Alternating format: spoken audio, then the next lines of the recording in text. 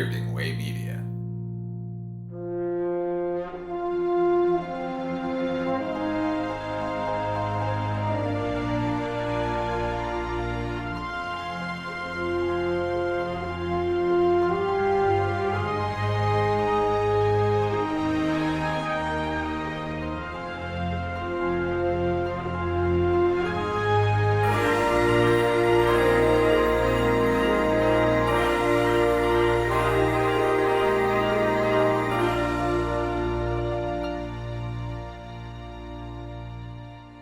Hello and welcome to the Filmumentaries podcast. This is Jamie Benning, your host. I'm going to cut to the chase here. I'm a bit jet lagged, just got back from a job in Las Vegas. Not as glamorous as it sounds. Vegas isn't great, honestly. So in this episode, I'm chatting with model maker Jim Davidson, whose career spans some of the most iconic practical effects work in the late 20th century, from Terminator 2 and Batman Returns through to Titanic and beyond. Jim was right there in the thick of it, working with the Skotak brothers during what was arguably the peak and the turning point of large-scale miniature effects. We get into his early fascination with dinosaurs, discovering the work of Ray Harryhausen, and that moment of seeing Star Wars when he was 12 years old that made him realise that maybe this could actually be a career for him.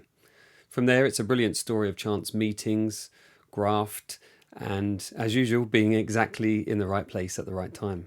We also talk about the nuts and bolts of the work, including that unforgettable nuclear nightmare sequence in Terminator 2. How those miniatures were built, destroyed and reset, and what it was like working in a small tight-knit crew where everybody knew their role. And then there's the shift, the arrival of CGI, and what felt like watching the industry change almost overnight after Jurassic Park, and Jim's very personal decision not to follow that path. It's a really honest, thoughtful conversation about craft, timing, and what it means to have lived through that golden era of practical effects. If you enjoy what I do here, as usual, and want to support it, you can head over to patreon.com/Jamie Benning. I'm still aiming for 200 patrons this year, so if you fancy chipping in, that would be hugely appreciated. So here's my interview with Jim Davidson, and I'll be back at the end for a bit more jabbering on.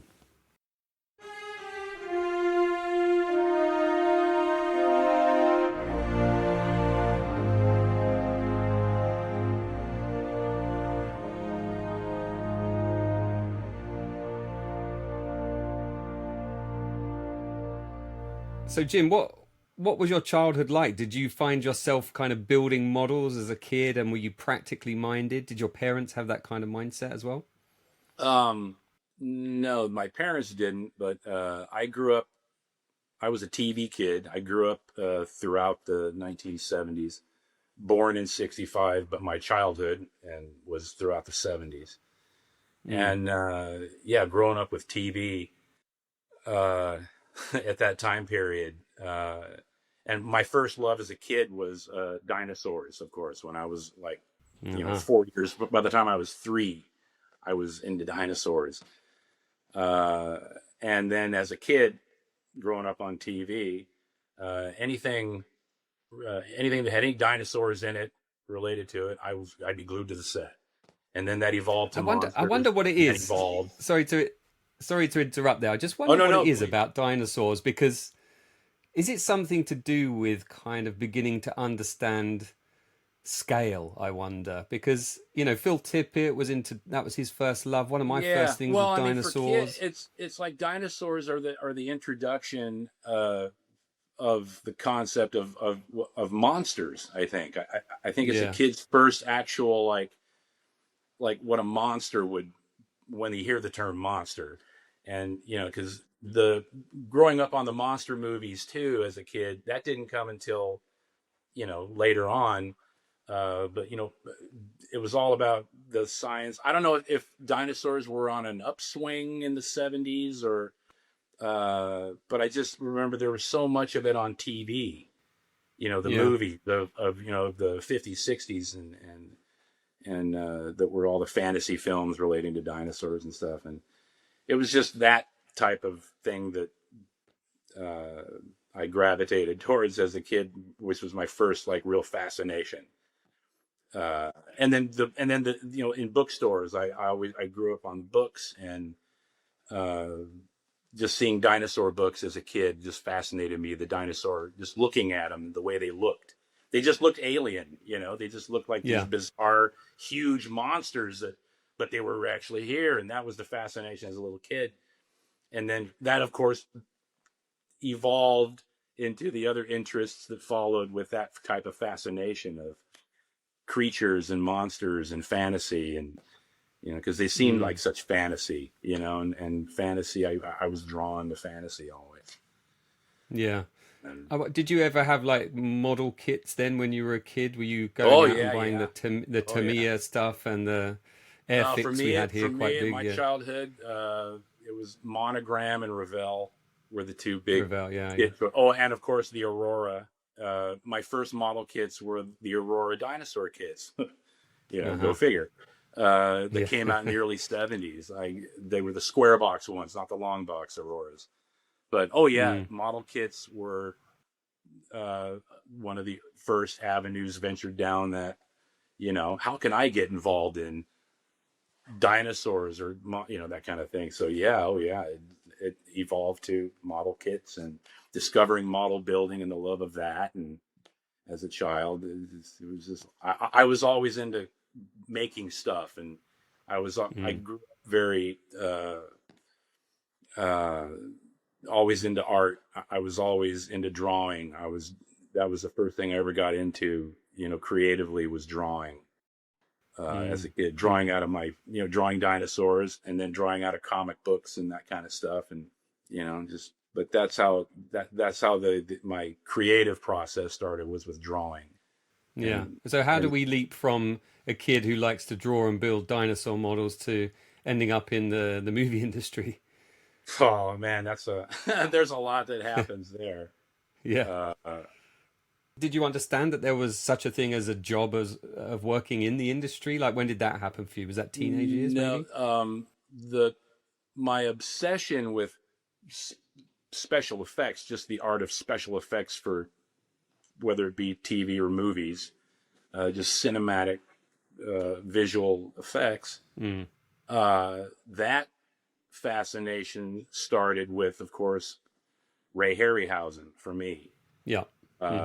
And it was his stop motion that was the obsession.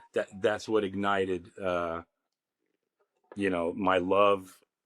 From that point on, my love of visual effects just began there. And and so the Harryhausen discovery, after finding out, the first thing I ever saw was 1 million years BC.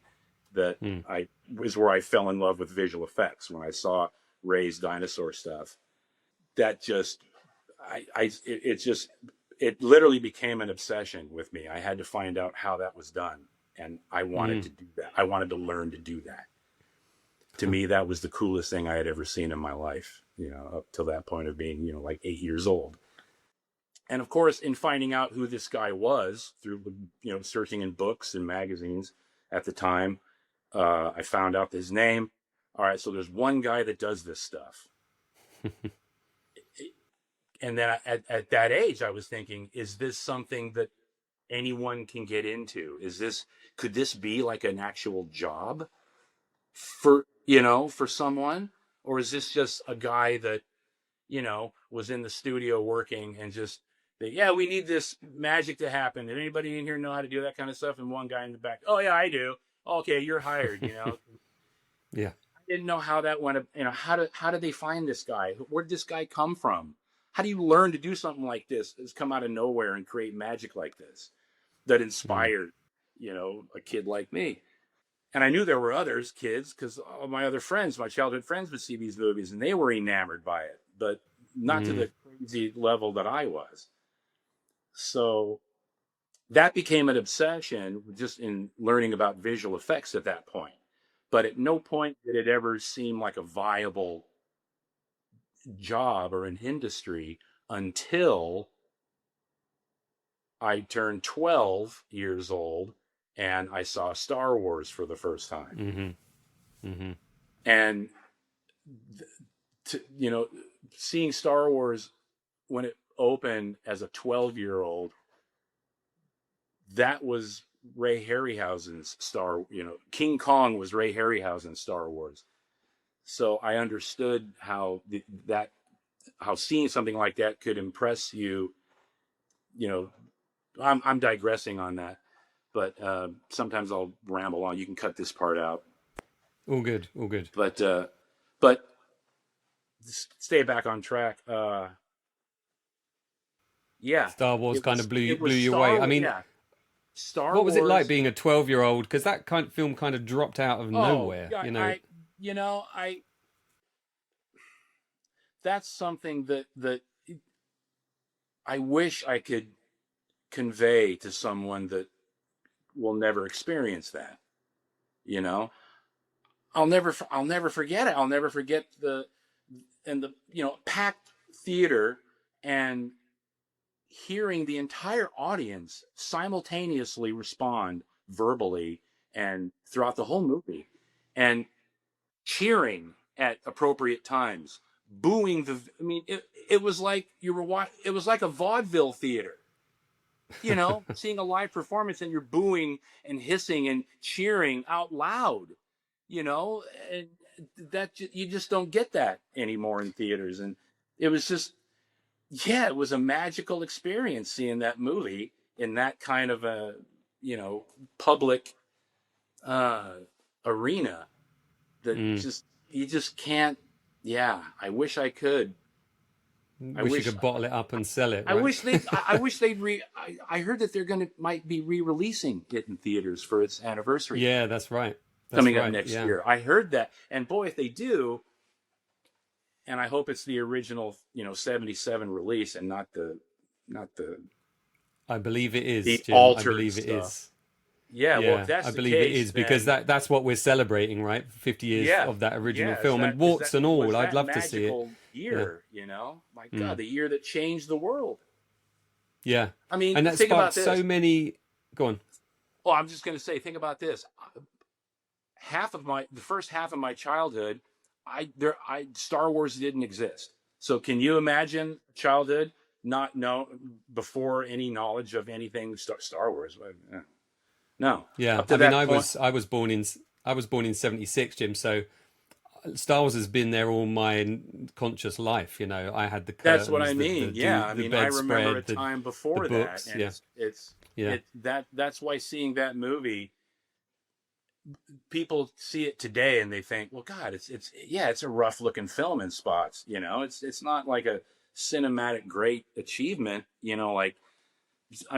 Revolutionary for the visual effects, of course, but I mean, just the story. It was just, Flash Gordon in Wild West in space, rescue the princess, damsel in distress, the young adventure. It's this age old story. It was nothing new story wise. What made that film so revolutionary at the time was the aesthetic quality was unlike anything ever seen before, and visually in a movie. And that included the art direction. It included the costumes. The whole aesthetic look of the entire film. The fact that everything was dirty and greasy and oily and dark, and like it wasn't gleamy, shiny, reflective. No, it was the opposite. And it was just something so unique. It was just so unique beyond anything that looking aesthetically. Yeah. And that's what made it so popular, and what made it so groundbreaking, in my opinion, was the aesthetic visuals, not the story. Yeah. No. And those designs are so iconic, aren't they? Like, I can imagine you as a 12-year-old coming back, and you can immediately have a go at drawing the characters and the spaceships. Oh, it just made. Oh, yeah. It was all about the look of everything, the look of the spaceships. Oh my God, there were so many different kinds of just these overwhelmingly detailed, amazingly realistic looking spaceships. That it was, and the way that they flew. It was the way that you got to see these ships fly for the first time. It wasn't just gliding across on a on a wire and or just having the camera push on a dolly against the model back and forth like they did in Star Trek. Star Trek had motion control, but it was manual motion control. It was the guy pushing the dolly, or they had crank. they even rotated the big Enterprise on a guy was down there on a little cranking it during some of the shots with it turning, and Yeah. so yeah, the effects in Star Wars just made it not only what the movie became and what the whole thing became, but at the same time, when I left the theater for the first time, walking out to the parking lot back with my mom, I'll never forget that moment because I said, I told her, I said, Mom, all that stuff you saw in that movie, all the spaceships and the aliens and all the, the amazing world, everything you saw in that movie, that's what I want to do. I want to do that with my life. And she was like, oh, that's a nice little thing to think. Oh, that's good. Good. Yeah, that's good. And she supported me from that point on, but she never really took it seriously early on, of course. 12-year-old kid. It's like a 12-year-old kid's, watching his first pro baseball game and going, yeah, I want to be a pro athlete, when I grow up. Oh, okay. Yeah, but nobody knew that there was a career possibility there at that time, really. I mean, exactly. we had all those early ILMers, but for the next generation your imagination is sparked now. I mean, what a perfect age to see that movie and for that to land and all that stuff to come before. I was just going to say at that point was when, because I saw the popularity of what it all did and what was happening. And that was when I realized, okay, this is a viable industry now. And I knew at the age of 12 that, okay, this is going to spread and it's going to get big and it's going to create an industry. And I was like, yeah, give it enough time. And that's when I just started following movies at that point, it's all of the same kind of genre films. And then of course, what followed every film after that, there was like every year there was these modernized effects laden films that were always trying to, keep up with the Star Wars, keep up with ILM. And then ILM just exploded after, it left for Empire in the late 70s.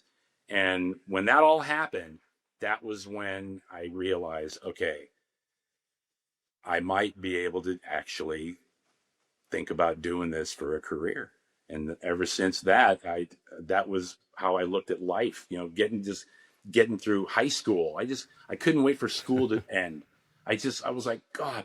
And it was killing me as, seeing Star Wars as a 12-year-old and then all these other great effects films that followed bang, bang, bang after the other, You had Battlestar Galactica on TV, then you had Star Trek, and then you had Alien, and you had it was just effects blockbuster after Blade Runner, on down the line.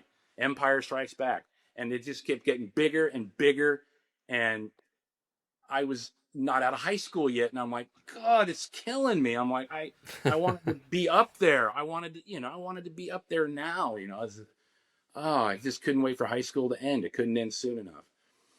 So. And did you go to film school after that? No.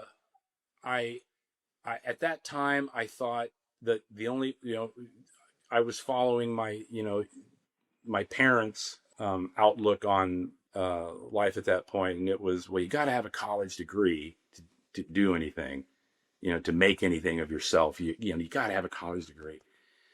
And I was like, yeah, but, and I was always like, but, and it's like, well, I wasn't ready to just head up, after high school right away, at that point. So I thought, okay, I'll go into college, and try to get my AA degree. And then from there, I was thinking, oh, maybe I could, transfer to a film school. And that was the general plan at that time. And I was just thinking, it's going to take forever. It's going to take way too long. So anyway, I went in 1984, I went to the local college here in the next town over. And the name of the local college is Palomar College, Community College. Just and back then it's just a tiny little nothing school. Great school though. They had great. I'm not dissing the school, but it was just a tiny no-name school, community college. But when I went there, that's where I met my in to the industry. Right. It was through a guy that I was one of the first classes I took. I was taking a full load, but I also put in I was taking a sculpture 101 class just to like be able to do some art at school. So I took the sculpture class, and first day walk into the class, and I met this guy named Robert Stromberg, and I I don't know if you've heard of him, but he's now a Oscar-winning art director, Yeah. uh, known for Avatar and all that. Mm-hmm. Um, and so he was in my class that day, and he was talking to this other kid at the time before the class started, and he had brought some photos and pictures of some like paintings that he was doing. He was wanting to work on his sculpture stuff, but he had brought some paintings that he wanted to show the teacher. And so he shows me. I walk over and we introduce each other. He shows. I go, "Oh, what'd you bring?" And shows me his artwork, and I was like, "Wow, this guy's got some great paintings, like, doing some wild stuff." And then that's when he told me, "Yeah, I want to get into matte painting. I want to be a matte artist." And I immediately knew what that was. And I was like, "Are you kidding me?" And he goes, "Yeah, you know what that is?" And I go, "Yeah, it's the special effects with the painting on glass. Yeah, yeah, yeah." And right there, we clicked. And he had also had some photos with him that he brought from where his dad had taken him to ILM on a visit. Ooh. And this was during Dragon Slayer. Huh. So all the Go Motion stuff, yeah. And Robert had brought some Polaroids of him holding the Chris Walas Vermithrax puppet. Wow. The hand puppet, and other photos of the setups and stuff. And he got to visit there because of his dad.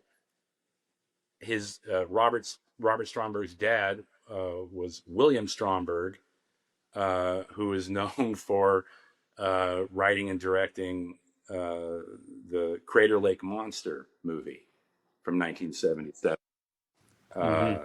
which was the first professional gig that Phil Tippett ever got to work on.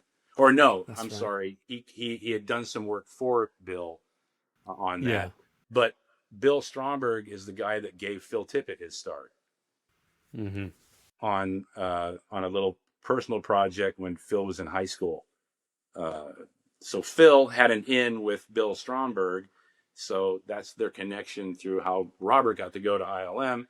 And then I just happened to meet him in this art class by chance, pure, insane chance. And we immediately became friends. And about a year later, Rob went up to start working on. He was helping out. He started at the bottom level, and his dad got him in with a guy named Tony Devlin and David Stipes. And one of Rob's first jobs was working on that TV show V, The Final Battle. Oh yeah. The second part of the V series. So anyway, Rob went up ahead of me, and I stayed back. Went to one more year of college, and then I was working a job in Carlsbad I was a fabric cutter, and I was 22 at this time, and Robert called me up one day and said, "Hey man, I just got hired on to be this low budget filmmaker's art director, and had all the effects for him." And he goes, "Do you want in?" And I was like, you thought about it for 2 seconds. Yeah. I was like, I've been waiting for this my whole life. And so that day I quit my job that I had and went up to LA the next day and met Rob at the studio and started working on this project. The very first gig I ever worked on was this film called Empire of the Dark. And it was made by this guy named Steve Barquette. And it was the last film he ever made. And he was only known for making 2 films. And the first film that this guy made, Steve Barquette, back in the early 80s, was with the working with Jim Danforth and Robert and Dennis Skotak doing all the effects for him. So this guy, Steve Barquette, gave, with his first film, he gave the Skotak brothers their start in the industry. That's where they got started from. And then his next film is this film that gave me and Robert Stromberg our first career, thing in the industry. And then, and I mentioned the other film first with the Skotaks because of that Steve Barquette nothing film, that's what later led on to me getting hired on with the Skotaks for the first time on Terminator 2. It's crazy. You can draw this kind of spider diagram, can't you? You're sort of linking up with all these individuals. That's exactly what it is. That's exactly what it was. Yeah. It was like the most serendipitous kind of snowballing that just, it's like, is there something guiding this? It was just too, for me, it was really like, I can't believe where I'm at right now. That was like the first half of my career was just like, I can't believe I'm here. I can't believe I'm doing this. Through the Strombergs, knowing them, one of my first gigs following that Barquette film, that led to getting to work with Jim Danforth. And working with a legend. To me, he was a legend like Ray Harryhausen. He was like the American, well, no, Harryhausen's American, but he was like the modern day Harryhausen that was still doing it, Yeah. And to any degree. Not that he ever got Ray's popularity, but his work to me is just amongst the best ever created. As far as notion, that guy's work is just, he was like an effects savant. He was just, he could do it all. He could draw, paint, sculpt, do all of it and animate. And he was a mad artist. He excelled at it all. That's, it was just, and getting to work with a guy like that early on in my career. It was one of those, I can't believe I'm here moment, Going back to Terminator 2, people always think of that film. They think of the CGI, of course, that Steve Williams worked on and all the guys at ILM worked on. But there's a lot of miniature work in that film as well. There's sort of a key scene that you worked on, I think, which was the kind of nuclear blast scene, right?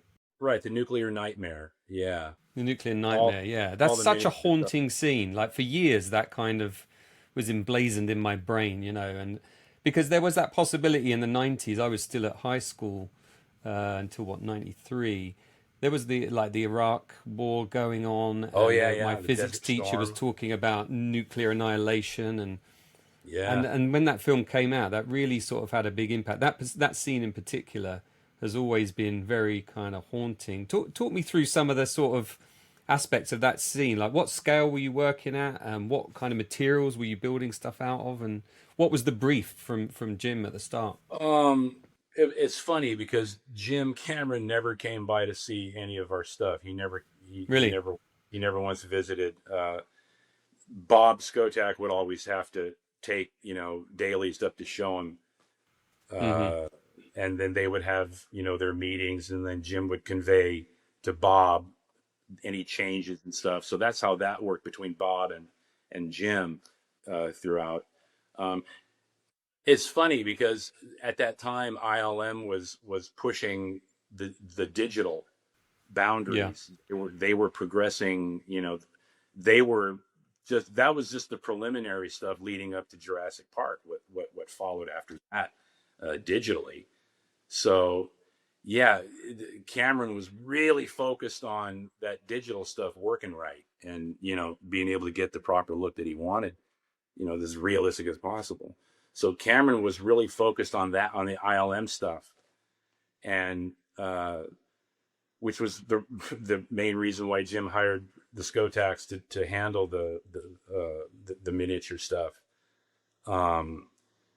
because of them because the Skotaks gave Jim Cameron his start at the old Corman Studios as a model maker and effects guy.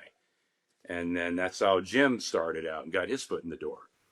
Yeah. But through Jim and Bob and Dennis working together for so long, for a few years in the beginning, that's how Jim knew that, the guys that could pull this off, that I don't have to, be there too much to guide them in what I want. That was the reason Jim hired Bob and Denny to do this stuff, because he wanted the stuff done simply as possible, and he knew that the Skotaks, that's how they work. The Skotaks were all about simplicity. And the reason for that is because the majority of our stuff is done in camera. Yeah. And at that time, in the early 90s, well, even throughout the 80s, I think in-camera effects were not widely used. Most things were shot as elements and then combined later in control. So there weren't a lot of companies at this time, that in the early 90s, that even did a lot of in-camera effects. There were a couple, but they like dabbled. They would do both. And Bob and Denny were always about, well, we're always going to try to get it in camera first. If we can do it in camera any way possible, that's how we want to do it. And then if anything has to be added in later, then we'll worry about that later. But that was not the normal approach. It was always whatever is going to be the most controlled way to do it right off the bat. So Cameron, didn't have to come to us, because he knew Bob and Denny, whatever they were going to come up with, it was more than likely going to work. Because Bob would want to pick specific things that he would want to do. And talking, when they first got together about the project, Bob specifically was like, I want to do the nuclear stuff. That was the thing that Jim even left to Bob. It's like, what shots are you interested in doing, when they first started planning the film, And yeah, Bob immediately was like, oh, we want to do this. And so yeah, the way the Skotaks worked was just as basic, keep everything as basic as possible and simple as possible, and which usually led to as cheaply as possible. We never had the big budgets that ILM got, not even close. Yeah. And even the guys sometimes be like, I can't believe we're doing it this way. There's got to be a simpler way, but because just some of the things that we would come up with that would just be really crazy stuff sometimes that you wouldn't think. Yeah, you'd have to think.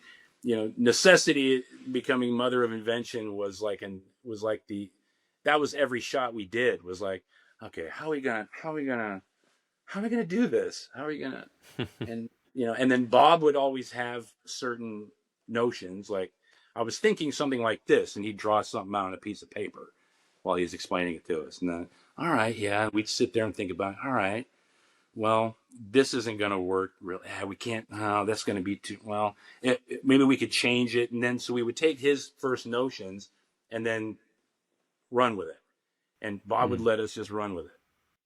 And then we would always come back with, well, we could do it if we can weld these cages together and have it hinged, because it's got to be reset. And if we have it with cages that can collapse, and we have a collapsible front, and and we just talk it out, and then Bob would go, all right, go for it. And then we would start. And there were things that would get started, and then we would find out partway in, oh, this isn't going to work. We got to rethink this. And that happened on T2. When they were first talking about doing the building collapses, from the shockwave in the close-ups and stuff, showing the buildings actually get blown away and caved in. At first, Joe Viscoso was hired on to handle all the pyro bits for that, including blast blast cannons and stuff. But Joe wanted to shoot originally the setups, the miniature buildings, all in a row and everything, the way that they were set up to camera. Joe wanted to set them up vertically and shot vertically using real fire and blast cannons shooting up, or was it shooting down? It was one of the two. Might have been no, it was shooting up because the flames had to travel. So he wanted these fireballs to travel up and look like they're going sideways. And that's how they were starting to build the miniatures in the set at first. And they got like the skeletal bits up, the framework up, and they were trying to figure out, camera positions and stuff. And that's when I think Bob and Jim had a conversation, and Bob had figured out that this wasn't going to work because there is no fireball, there is no fire flames coming, and he just thought that logistically there were a lot of logistic reasons why at that time it wasn't going to. I don't think we were going to have the control that we needed, and it was going to be a lot more difficult to reset each time working vertically. So the idea was scrapped, and Joe was replaced with another pyro guy, but not for pyro, just for the electronic timing trigger devices used in so that like all the air cannons we use would go off at once, simultaneously. Because we ditched the fire and the vertical bit because Bob wanted to have more control, so we went horizontal. We shot at everything, set up on tabletops or on these raised platforms, and we just decided to go with air cannons and gelled lighting. And just having the debris and the shock and just the shock wave effect take it out, because Bob, there was research in how atomic, what happens during the blast, what happens, is there flames that come out or anything like that. And so after all the research that Bob had done, that's when Joe Viscoso's idea was nixed. But here's what's kind of a funny part about that is that whole idea for shooting the miniature with the fire vertically, Joe later used that very setup for his Oscar-winning work in Independence Day. Huh, right, so he got to use that gag later in Independence Day. And that's how they shot all of that stuff with the fire going through the streets and blowing the cars out and all that. Yeah, right. That's how they shot that with the nixed idea that it was started with T2, and then we're not going to do it that way. But then it wound up working out, Well, that's nice. You can save an idea for later, right? I'm always kind of amazed that you would build these miniatures, and in this case in T2 you built this kind of miniature city. There's cars. There's the playground, the mushroom cloud. The mushroom cloud. There's a mushroom cloud. For that split second, that was a big articulated model, right? Wow. And that's all that was. But I'm always amazed that you build this stuff and then you're shooting at probably high speed, right? With the blast. But there's a second or two where all of your work is kind of obliterated, but that's what it's built for. Well, all of it. But I mean, all of it's obliterated. But then you don't see the results of that until a day or days later. Right. So you have to trust in the process. We all have a little screening, little sit down screening. Yeah, there would be such, oh, you think we got it? You think we got it? Oh, I hope we got it. And of course, we got to do it again. We got to reset. Oh. And we'd watch it over and over again, and we'd study. We'd go frame by frame, and we would study on Moviolas. We would just study and see what worked and what didn't, and then we would, make our alterations and then give it another go. But oh yeah, we never got anything on the first take. No way. So what were those buildings built out of? And I mean, it has the sort of effect of kind of tissue paper, you know, being kind of torn apart by that blast wave. But what was the materials that were being The used? building facing Mm. the actual surfaces of the buildings, those were just big cast sheets of the, you know, whatever the texture was on the building, the window Mm. texture or whatever. That was just one big solid cast out of a mixture that we came up with through trial and error and trying different Yeah. things. And it was a mixture. It was a breakaway type plaster because it had to have a thickness to it. It had to be relatively. It had to have at least like a good inch thickness for it to look. You know, because it couldn't be like paper thin because that wouldn't look real when it broke apart. So it had to have thickness like real concrete would. And so we had to come up with this breakaway plaster solution that was like part plaster of Paris and the vermiculite mixed in. Vermiculite was like a artificial soil mix thing that you would add to soil, but it was kind of a crumbly substance. And then we would put in like bits of cork in there to like shredded up cork and stuff that would be really lightweight and brittle but would adhere to the plaster, and it would have enough structure that we could handle it and get it up against the building and fasten it against the building. And we just tied it to the we would drill holes into where the wire frame into where the steel cage framing was behind it, and we just tied it off with wire, and then the surfaces were painted and everything. But also to help make those things break as well, we found out we couldn't just rely on the air cannons.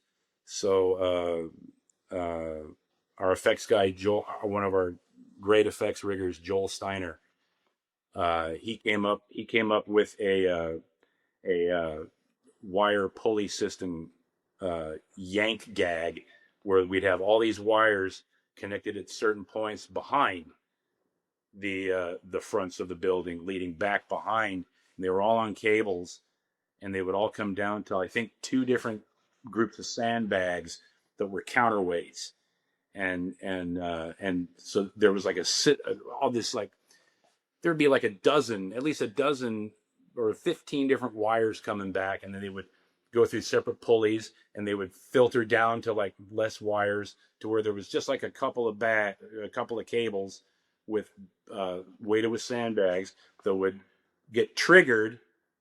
They were hooked up to electronic triggers along with all of the blast cannons, the air cannons that were lined in front. So all this stuff had to happen in the split second, and just that setup. If you ever see pictures of it, there are a couple of pictures of that setup with all the cables too, showing the air cannons and the cables behind. It was crazy, and just getting that timing right, man. It was amazing to see that thing go. But it was just, yeah, in a split second, everything would be perfect, lined up, beautiful looking, and then in a split second, man, you blink, and it was like vaporized. You know, everything was gone, and you just be like, wow, man. Oh, that's when you really hope you got it, because then you think about resetting, and that took some time resetting. We were able to get it down pretty quick. You know, Yeah. we got it down to like where we could have it fully reset in one day. Yeah, right. The next shooting day. But of course, by that point, I think we only had 2 more takes to do, and by then we got it. But yeah, we really worked on we were always trying to get faster at resetting. Oh, and then there was the film itself. Go on, carry on. Go ahead. I was just going to say, and in the film itself, it's you know, it occupies a matter of seconds in the film. Like, do you remember when you first saw it, sort of integrated into the film? The entire sequence is just, yeah, it's because there's the freeway shot where the freeway overpass and all the cars get blown off. There's the Yeah, there's those buildings that get vaporized. Then there's that shot of the city park with the trees, or it's just a street with some trees and a stop sign that all get blown over, and I think that was it just for the nuclear blast. And then the big aerial view of the shockwave as it spread over the distant view of the city, and it spreads and consumes it. That was a one of a kind shot that had never been tried before, because that utilized very early that one shot utilized a little bit of CG added into it. Oh, really? But that was just various layers of painted, like there was a photo setup done with photos of the city mixed with painting, and then there was a layer of it all destroyed, of a full painting of the whole city destroyed, and it was done in layers.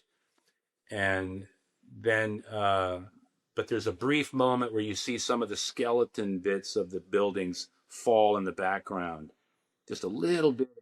And that was just vector graphic animation that was put in very, very briefly.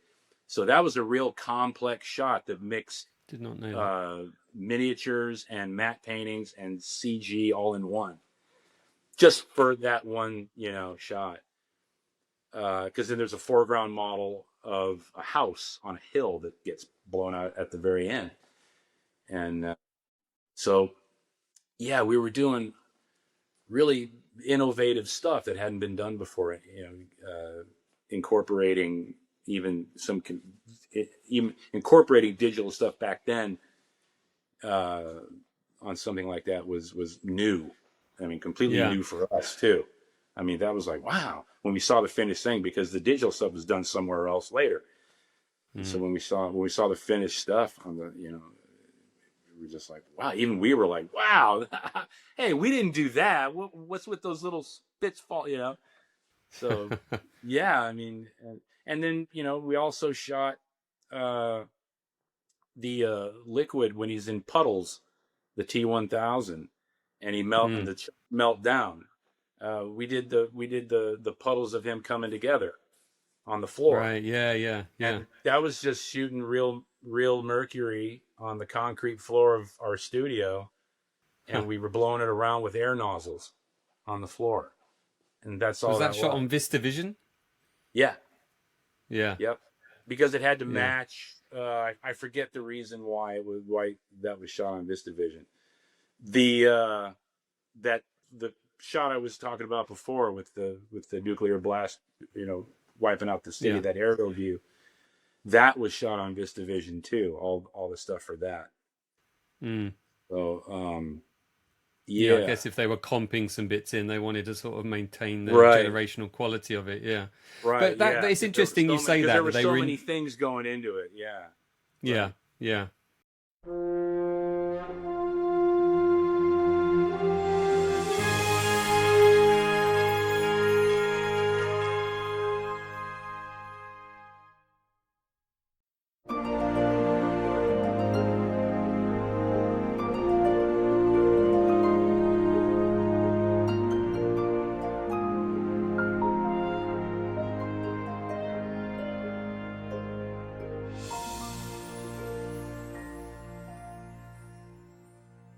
It's interesting you say about how, that early use of vector graphics was in there, because over the years that became more and more common, didn't it, for CG augmentation of miniatures to happen? Yeah. Did any of that happen on you worked on Batman Returns, didn't you?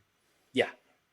Did any of it happen on that? Was digital creeping in on that? Because that was about another few months later. That we did, because for Batman Returns, we did all of the miniature vehicle stuff. Okay. Yeah. We did the Bat Missile Changeo stuff, and we did the Bat Ski Boat stuff, and we did the entire opening credits sequence. Was all miniature, with the bassinet floating through the sewers. Every single one of those shots was our miniature stuff. Every single one. Up until from the time he enters from the time Paul Rubens and the Penguin's parents toss him over the bridge. From the time the bassinet goes underneath that bridge and the credits begin, all of it's miniature until it comes out and those two big emperor penguins come in at the very end, directed by Tim Burton. All the stuff. There's a short movie, really, that you made there. Yeah, I mean, because all that stuff had to be shot in, basically we used that same tunnel. We had one big main tunnel, which was used mainly for the Bat ski boat corkscrew shot and all that. But we had to use that tunnel and we branched off of that and in a maze of tunnels coming off of it to get all that opening credit stuff shot. But yeah, all of it's shot in the same tunnel set. All that stuff, cool. And trying to find different angles and views so it doesn't look like the same tunnel every time. So that was challenging. But yeah, that was. Did Tim Burton ever get involved with that? Like, I know you said Jim Cameron didn't come down to see the Terminator stuff, but did Tim Burton? No, Tim Burton never came.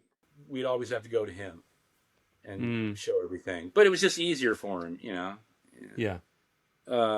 I just was thinking that they're both directors that kind of understand a lot of the elements of filmmaking, James Cameron and Tim Burton. I just wondered if... Whenever, I'm trying to... you brought up a good thing, a point I've never even thought of, is I'm trying now to think of any gig where the director did show up for any reason. And I can only think of 2.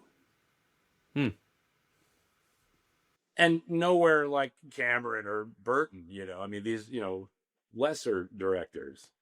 It's like, I think that one reason for that is because when the Skotaks had the reputation at that point, ever since, Aliens, when they won their first Oscar, ever since Aliens,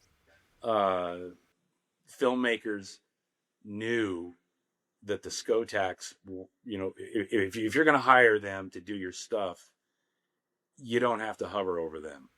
Yeah, you can leave them because the Skotaks get involved with stuff that they're into, So they know that they're getting passionate effects people.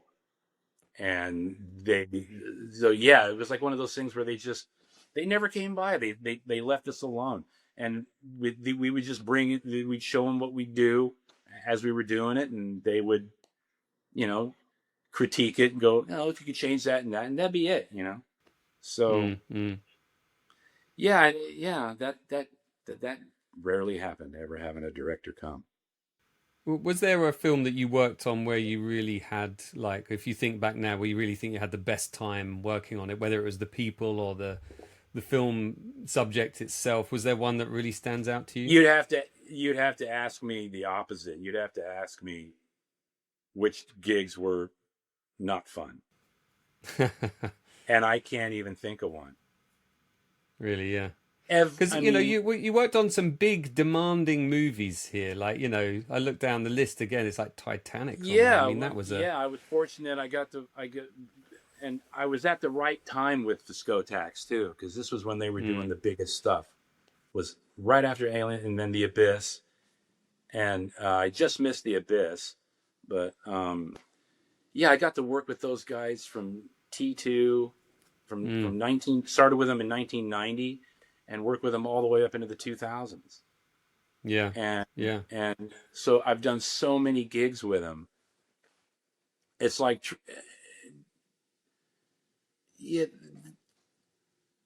I can't even think of one that was. They're all. It's like I'm amongst my family again. With each gig, it was like a family reunion, kind of a thing. Yeah, nice. And. Yeah, and God, we would just have so much fun on the set because we were. Well, one thing about the working with the Skotaks and just working in visual effects back then, in general, working on a practical analog set, not a lot of people. The crews were not big, you know. The the biggest crew we ever had on any given Skotak gig, the biggest crews we ever had was for Hard Rain, the movie Hard Oh, really? Rain. The crews never got more than, a dozen people. Mm. And some of these films, some of these gigs lasted a good year, and so Yeah. and working 6 day, and we were working 6 day weeks on shooting schedule. Model building, the first half of production was 5 days a week, but 6 for some of us. And then, but when shooting started, that was 6 day weeks and no less than 12-hour days. And you're with these people for, months and like half a year to a year. You see them more than you see your family, right? At work. And we just, my best friends to this day are those people. My longest, dearest friends are all these people that I worked with in the past. Yeah, I can't think of a single, like, which was the best one? What was the most fun? There isn't. It was just being there. It was just, God, it was just so much fun. Yeah. I bet there were some projects that kind of surprised you, though, in a way, because you can see there's those sort of kind of blockbuster movies, but then didn't you work on Four Rooms? Yes, but that was not for the Skotaks. That was, now right. There's one period of my career where I moonlighted. Moonlighted, but moonlighted, I think, yeah. Yeah. There was a period, and it started in 1990 when I started with the Skotak. In between gigs with them, through my friendship with Rob Stromberg from before, Robert Stromberg had, by the time I started with the Skotaks, Rob had gotten his big career gig moment, becoming the chief matte artist at Illusion Arts in Van Nuys, the matte painting company that was started by Albert Whitlock and Bill Taylor and Sid Dutton. So he got established there, like I got established with the Skotaks, kind of a thing.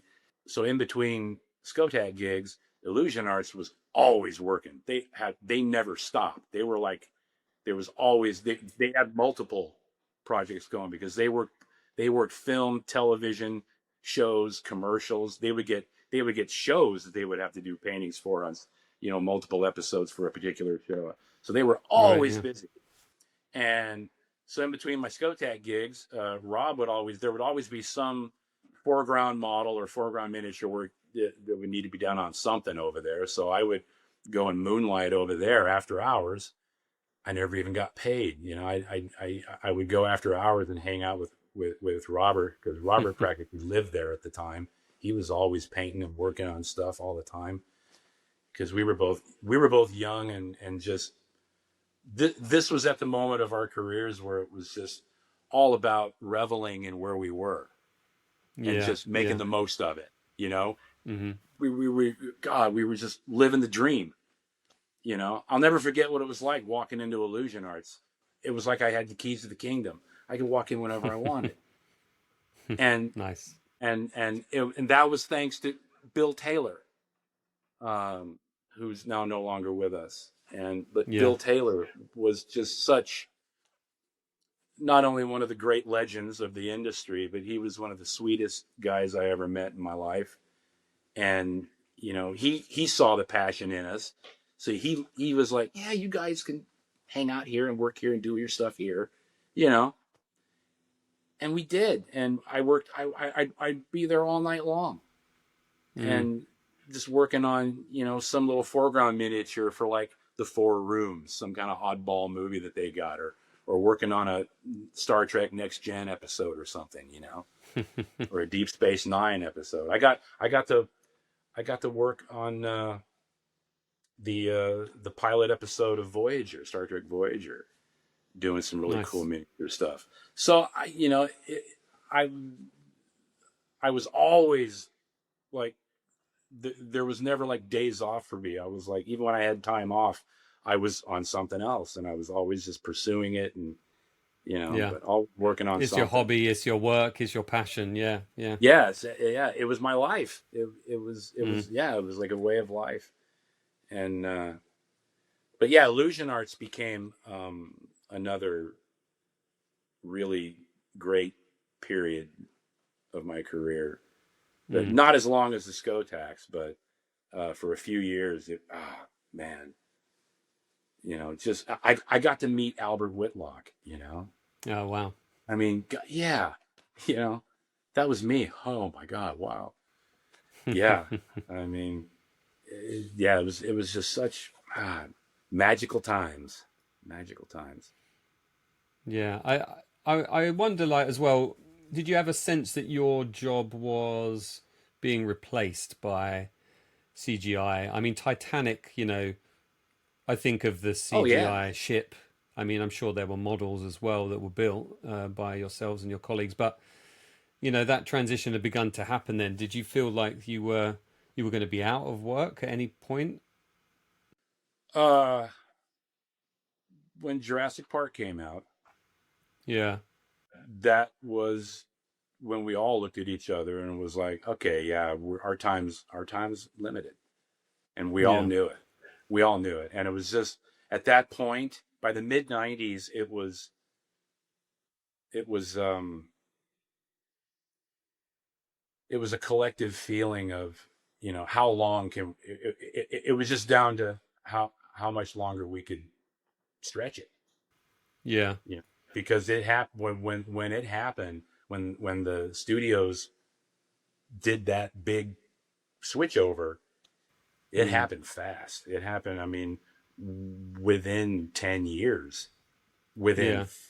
within a full decade. Yeah, what we did was like far and few between at that point. It So feels to me like that it's sort of led from you doing creatures and things like that to doing more miniature work with vehicles, maybe, or with actual buildings and stuff, rather than actually working with like no, the characters, if type you of like. work, the type, you mean, like, yeah, like the type of effects and stuff didn't really change. It just got less. Right. Okay. And well, the biggest change was when you knew it was, yeah, it's definitely, we only got this much time left, is when the projects from the mid '90s, the projects, the budgets and the type of gigs, they were no longer blockbuster. You know what I mean? Yeah. The Hmm. blockbuster, we went from T2 to Batman Returns to, which led to Hard Rain, which was a big film at the Yeah. time. The studio backed it; it was a huge film, and then Titanic at that time too, that followed Mm. immediately. So it was these big blockbuster, and then after Titanic, by '97, that was the end. But that's when the budgets got less, and the gigs got less, just smaller studio gigs type. We started doing more. After Titanic, we got we got gigs like oh, My Favorite Martian, that Disney gig that like no one even like remembers Yeah. anymore. I I I Yeah, we do got that vaguely kind of remember stuff. it. Yeah. Yeah. Tremors 4 was later on, wasn't it? But it was like you're Tremors saying, it was 4. sort of yeah, It diminishing was, yeah. returns, if We you we like. were getting threes and four, that kind of movie. Yeah, but again, Tremors 4 was, God. That was a fun gig, man. That was a fun Yeah, I gig bet. because it was all puppet. It went back to the puppets. We did all the graboids were puppets. No CG, because the guy that was directing it was the guy that wrote the first one. Yes. What was his name? Underwood, Ron Underwood. Thank you, Ron Underwood. Yes, yeah, he wanted it to. That's why he got the Skotaks. That's how we got the gig. Was because, no, Mm, I wanted to have the feel and look of the first movie. So it was mm, all got mm. to go back to miniatures then. Um, but I'll tell you one interesting thing about when the digital thing, when that realization hit. It was in the mid 90s, of course, 94, 95 after Jurassic Park. And in 90, what was it, 95, 96? When Illusion Arts, I was at Illusion Arts when that transition happened for them, where they went from strictly traditional hand paintings, hand painted artwork to digital paintings and doing them on computer. And I was there in the very beginning when they brought the brand new computers in for the first time, and we're setting them up. And when in Rob's corner where he painted in the upstairs, he had a desk and an easel where he worked and had all his paintings and everything and all the paints, and he had cupboards over there. He had a whole side of the upstairs to himself, like a loft. And they had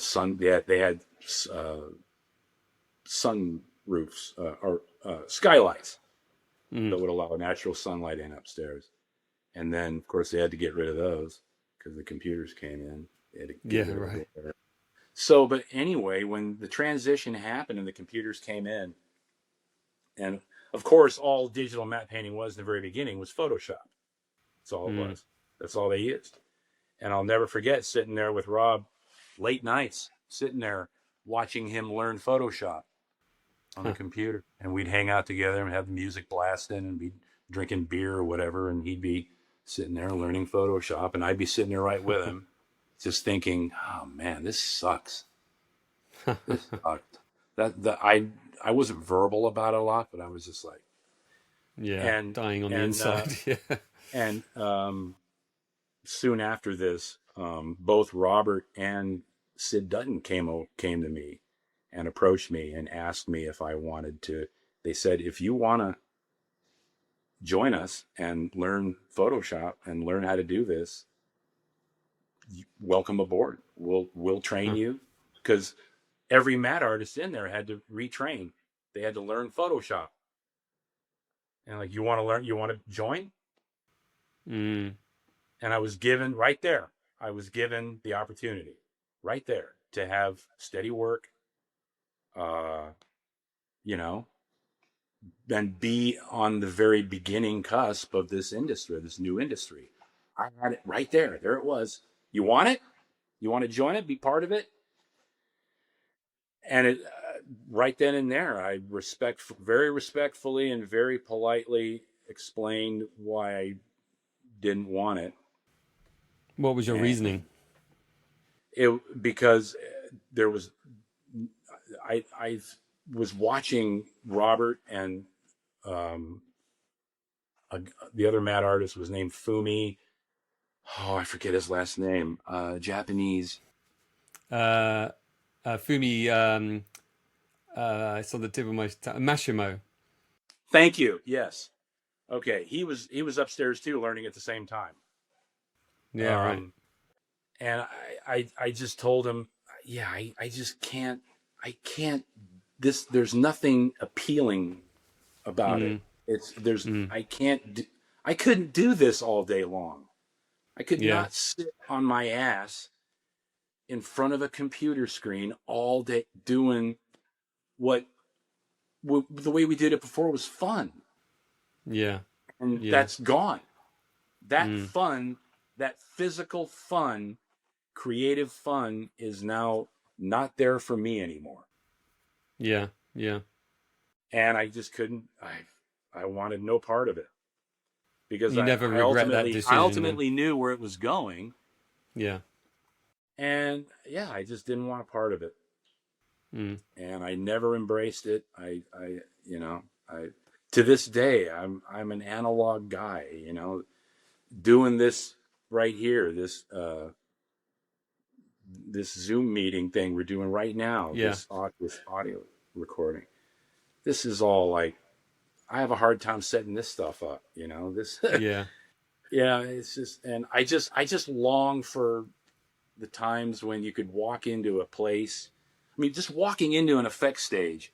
I'll never forget the first time I ever walked into an effects stage when I first started that first day at Dave Stipes when working on that Steve Barquette piece of garbage. Oh, it's not a piece of garbage. It's one of those movies. It's so bad it's good. It's one of those. Yeah. But anyway, oh, sure. But yeah, I'll never forget the first time walking onto an actual effects set. And I walked in the front door on Van Owen Street, and it was just an industrial looking building right behind Burbank Airport, right by the railroad tracks. The railroad tracks went behind the building, and walked in the front building, or walked into the office, the main office part, then walked through the second door, which led out into this big open, huge stage, big high ceiling, huge stage, and I walked out, and all the lights were out, except for these studio lights that were pointing at this in the corner of the stage. They had the entire miniature setup of all those. It was from that V show, the Final Battle, and it was that shot of all the alien motherships tucked behind the moon, hiding on the dark side of the moon, and the Earth is in the distance. And it was like a pullback shot, pulling back from the moon, and then revealing all these saucers behind it. And it was all an in-camera element shot against black. But there was that setup with all these alien mothership models. There was like the one big one, and then a couple of smaller ones off the side. And the whole moon was a model. The whole moon was just a half dome model of the moon, and then the Earth was a smaller model of the Earth behind it.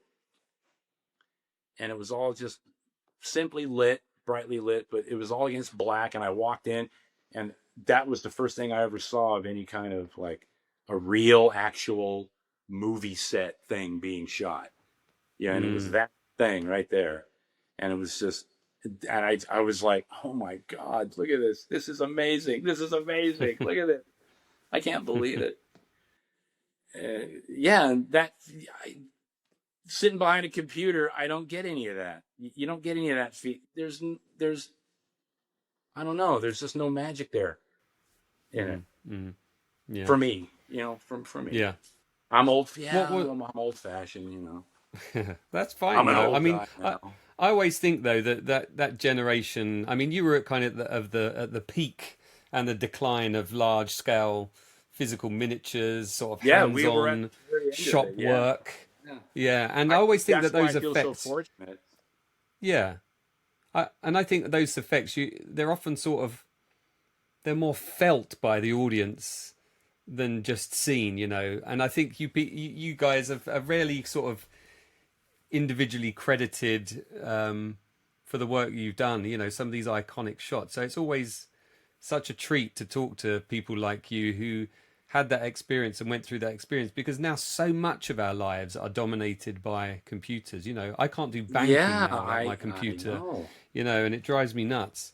I think to be in such a sweet spot of the industry, it must be pretty cool when you look back at what you achieved over those years. Every day, man, every single day, I just feel so fortunate. And whenever I see a movie that I've worked on that comes up on streaming or whatever, all the memories come back, it's that, and that's the magic of it, that's what made the work so special. And yeah, it's a shame that that's not embraced in the industry anymore. There is a little sprinkling of that, though, isn't there? There is a little kind of hearkening back to those times. I know, like in some of the more recent. I'm hoping so. I haven't seen any of it myself, but boy, God, I sure hope so. I've seen I get a kick out of seeing the stuff they're still doing at Tippett's from time to time. Yeah, because I have a couple of friends through Facebook. I have a couple of animator friends, younger guys doing stop motion still professionally. And, when I see their stuff that they're doing, a Tippett still like that thing that they did for The Mandalorian with that big giant crab creature that they did stop motion. I look at that and I go, oh, okay, right, yeah, all right, yeah, great. And wasn't it fun to do? Wasn't it fun? And they're just talking about how fun it was and to do it, and even when people see that it's still trying to be used or utilized, and I find it interesting how whenever like a practical effect is done now, that can be like pointed at anyway in any shape or form, and it's like it's kind of a big deal. Like they kind of advertise like, "Ooh, this one's got stop motion in it, actual stop motion," and they show how cool it looks. Wow, look at this, we're using an old technique still. I just find that kind of humorous now. It's kind of like, but God, it's so cool to still see it. And I got pulled after I had been out of the industry for years and years. I did get pulled back in one last time, and it was in 2019, and it was through a very unlikely source, and it was through Greg Nicotero. I know Greg, yeah. Okay. Creep Show, right? And yeah, KNB, the end. And Greg and I had never worked together, but through a couple of gigs, our two companies worked on the same gig together, doing different things. So we had to correlate a couple of times, and we had to get a couple of castings of puppets and stuff from them to utilize with what we were doing, kind of thing. And so I knew Greg from years ago. But in 2019, when he started up his Creep Show series, the TV series that he brought back, for the whole first season gimmick thing was, we're all going to use practical effects. We're not going to use any CG. It's all going to be about practical and recapturing that early 80s feel and look of everything. So he approached me because for the second episode of the first season, there was a creature in it, and he wanted it stop motion. And so he came to me and asked if I wanted to do it, and I was like, "Hell, were you kidding me? Yeah." So I got to come back and do all the stop motion shots that are in that episode for him, and I did like 9 shots and did a lot of stuff for it. And it was like all the magic came back from the industry. But the only difference was I was working completely alone in my garage. So, which I had never gotten to do before, and that was really cool. Getting to do something completely, my only critique the whole time was Greg. He would just tell me how he wanted him to move a certain way or look at. Oh, okay, I can do that. So that was all the direction I got. But I got to work completely alone and working in the digital realm, doing stop motion, which was weird. Shooting it traditionally, but then taking the footage from being just kept on the computer, and then sending that file of my stop motion shots through the ether to the post-production facility was in Georgia. And so which is where they were filming and doing everything, where they were headquartered during Walking Dead. Yeah, right. So the post-production company was in Georgia. So, I had to learn.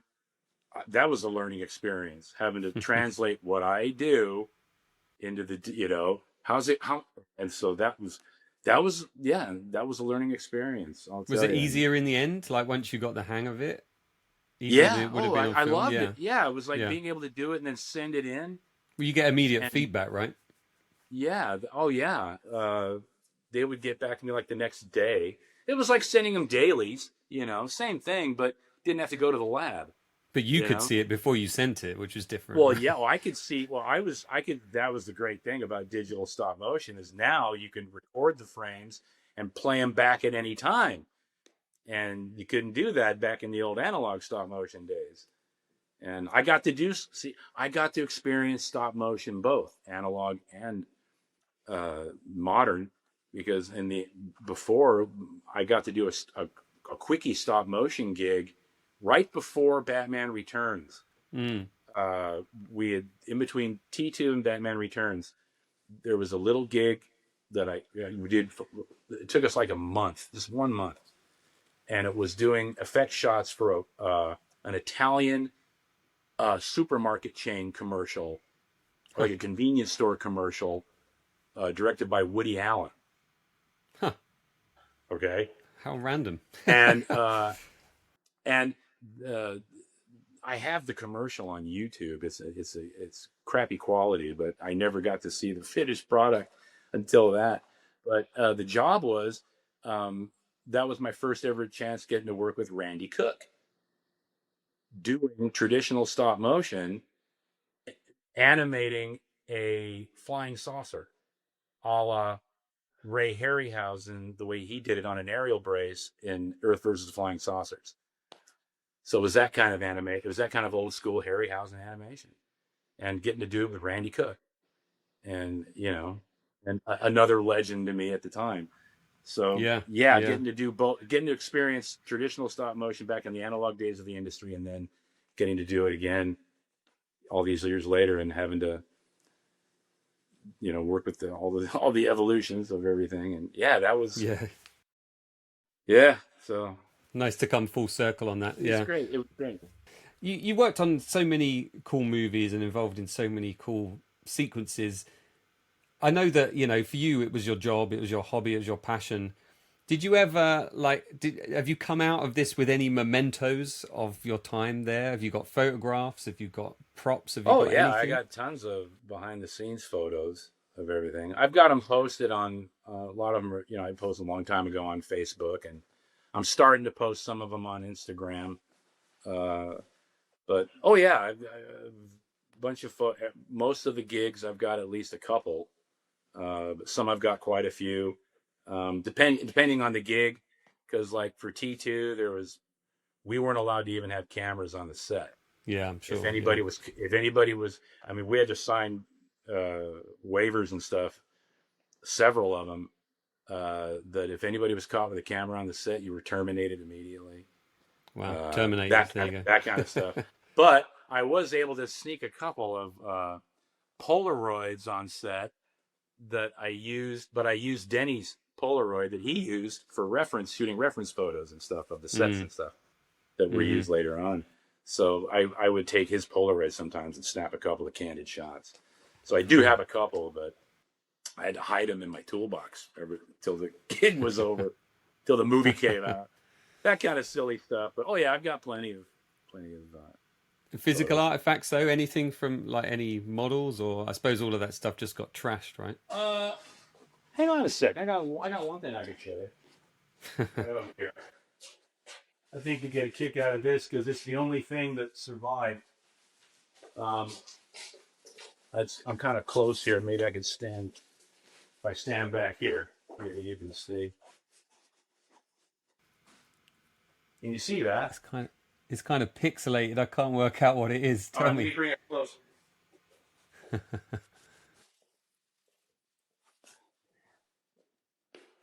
It's a palm tree. Really long. It's a palm tree. I have another one. I've got two. My best friend, Jim Toller, has the other two. These are the only screen used props that survived the nuclear nightmare scene from T2. These palm trees were in the freeway overpass shot. Yeah, they just suddenly go. They blast. All four of them get yanked right over into center of camera. So these are these are very central to this shot, and these are the only things that survived because they were made. It's rubber, and it's just gauze. It's like wrapped in gauze, and it's just coated in latex. The latex is getting a little cracky, but and then what's inside the core is just a fishing pole, fiberglass fishing pole. And because these things were getting blown by the air cannons and yanked by cables too. So these things took a beating, but they were the only things that were built to survive for that shot to be put back up. And all the cars that we used, each time the cars would have to get put back together because they get blown to several pieces. And so that freeway overpass shot was the longest shot to reset every time. Yeah, but yeah, I got that. I got the trees, and then I've got a penguin casting from the penguins that were shot that Jim Toller created. That were the only penguins in the movie that actually shot the rockets. Oh yeah. And they shot him at the Bat ski boat as it's exiting its corkscrew, and the two penguins fire the rockets at it, and those two puppets were built by Jim Toller, and I have one of those castings of one of those penguins. Very cool. And but yeah, because everything else got destroyed. We were the effects company that things didn't survive our shots. Mostly because we were hired to destroy things, mostly. So we didn't get to do these hero shots of space. We didn't get the fancy spaceship stuff. When we were done with a gig, it was usually down to just picking up pieces. Yeah. If it was still intact, you hadn't done your job. Right. Oh, and it was all about getting home, and it was all about getting home at the end of the day because we'd be exhausted. But a good tired, the best kind of tired. Jim, thanks so much for your time today. We're going to have to call it a day there, but I love talking to you, and I loved that we finally got around to doing this. I know I let you down a couple of times there. We finally did it though, so I appreciate your time, and appreciate your work and what you did in your career, because we got to experience it on the other side. That's what it's all about, man. Whenever I hear of people that just love what we did, and they get a kick out of it, and it gets them happy, makes them happy, and gets them excited about a movie or whatever, then that's everything to guys like us.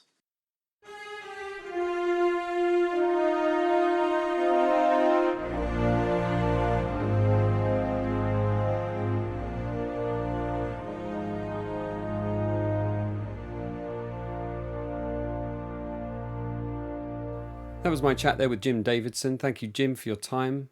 I love having conversations like that because it really puts me right there in that era. You can almost feel it and smell it, can't you? Walking into those effects stages, everything built by hand, lit in camera, and then gone in a split second once the shot's done. What really stood out to me was that turning point in the 90s, when CGI started taking over, and suddenly this entire way of working, this whole craft begins to disappear almost overnight. And Jim, being right there, offered a way into the digital side of things and deciding it just wasn't for him. There's something quite powerful about that. I also love that people transitioned. I think, each to their own. It's just kind of amazing that he was able to continue working for a lot of the time as well. I also love that sense of community. He talks about these small crews, long days, working 6 days a week, and those people becoming his closest friends. It feels like a very specific moment in the industry that's, I guess, hard to replicate now because the world has changed so much. As always, if you enjoyed this episode, please do share it around, leave a review, all that good stuff. It really helps more people find the podcast. And if you'd like to support what I'm doing here, and it is just me, head over to patreon.com/Jamie Benning. I really want to get to 200 patrons this year. I'm on about 112 at the moment, so every bit helps to keep these conversations going, and I really do appreciate any support that you can give. All right, that's it from me. Thanks for listening, and I hope you can join me for the next episode of the Filmumentaries podcast.